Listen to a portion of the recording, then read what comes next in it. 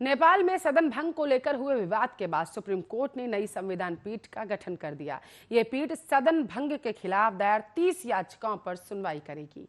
इस रिपोर्ट में आप पूरा मामला देखिए।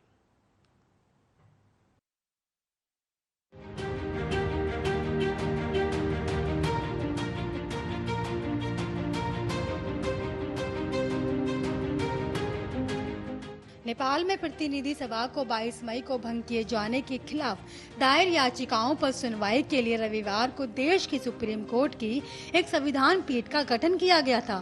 पीठ की संरचना को लेकर जजों के बीच मतभेद की वजह से अहम सुनवाई में देरी हुई।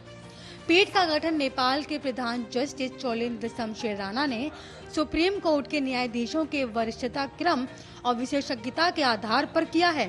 प्रधान जजों ने कहा था कि सदन को भंग किए जाने से जुड़े मामलों पर सुनवाई शुरू करने के लिए 6 जून को संविधान पीठ का गठन किया जाएगा।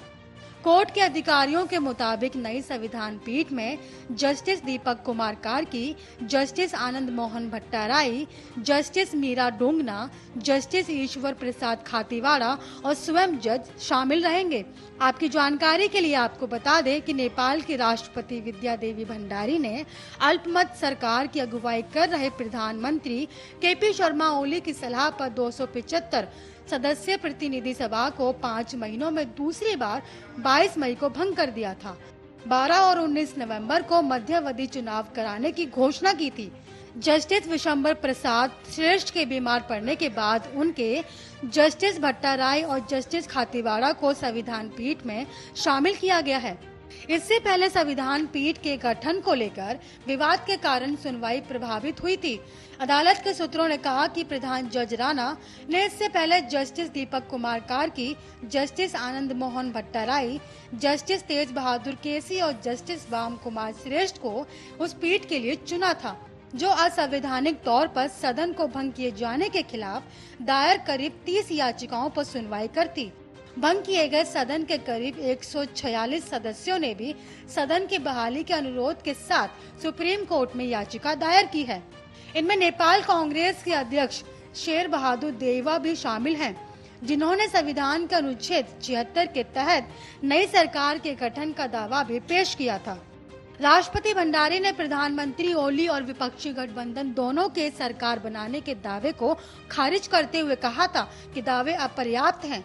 विवाद उस वक्त खड़ा हो गया था जब देउवा के वकील ने उन 2 जजों को संविधान पीठ में शामिल करने पर सवाल खड़े किए थे, जो कम्युनिस्ट पार्टी ऑफ नेपाल के एकीकरण और पंजीकरण के पुनर्विचार मामले में पहले में फैसला दे चुके हैं। जस्टिस तेज बहादुर केसी और जस्टिस वाम कुमार श्रेष्ठ की पीठ न छोड़ने का फैसला लेने के बाद 2 अन्य न्यायाधीशों ने पीठ से खुद को अलग कर दिया। इससे प्रधान जस्टिस राणा को पीठ का पुनर्गठन करने पर मजबूर होना पड़ा। इस बीच प्रधानमंत्री ओली के वकीलों ने रविवार को प्रधान जज राणा द्वारा सदन को भंग किए जाने के मामले की सुनवाई के लिए संविधान पीठ के पुनर्गठन किए जाने पर असंतोष व्यक्त किया है। अधिवक्ता राजाराम घिमरी, दीपक मिश्रा, कृष्णा कुमार भंडारी और यज्ञमणि न्यूपाने ने अदालत के समक्ष कि मौजूदा रोस्टर के 13 न्यायाधीशों में से 11 मामले की सुनवाई के लिए उपयुक्त नहीं है। सुनवाई ओली के अधिवक्ताओं के आवेदन दायर करने के बाद बाधित हुई, जिसमें तर्क दिया गया कि न्यायाधीश मामले की सुनवाई नहीं कर सकते क्योंकि कुछ याचिकाकर्ता संसदीय सुनवाई समिति से जुड़े थे, जिसने शीर्ष अदालत में उनकी नियुक्ति को लेकर सुनवाई की थी।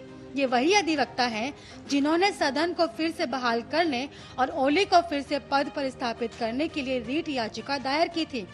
इसके जवाब में प्रधान जज ने अधिवक्ताओं को चेतावनी दी कि अगर उन्होंने अपना आवेदन वापस नहीं लिया तो उन पर अदालत की अवमानना का आरोप लगाया जा सकता है। फिलहाल आपको बता दें कि नेपाल का सियासी संकट गहराता हुआ नजर आ रहा है। अंदर में जो केपी शर्मा की सरकार अटकी हुई थी वो गिर चुकी है और अब नेपाल में चुनाव होने हैं। देखने वाली बात ये होगी सियासी ऊंट किस तरफ करवट लेता है। Bureau report, Arya news.